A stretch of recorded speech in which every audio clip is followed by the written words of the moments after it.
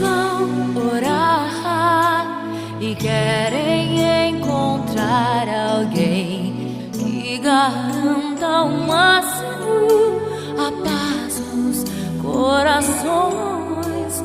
Não há o que temer, embora o medo exista em nós, mas a fé nos faz mover montanhas com poder.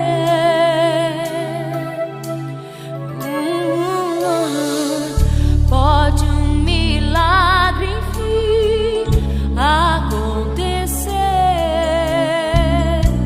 quando você acreditar. A esperança em ti ninguém jamais irá matar. Depende só se tu quiseres crer.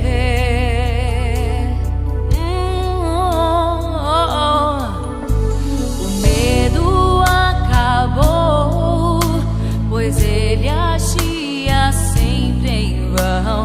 A esperança em ti fará aos ares flutuar.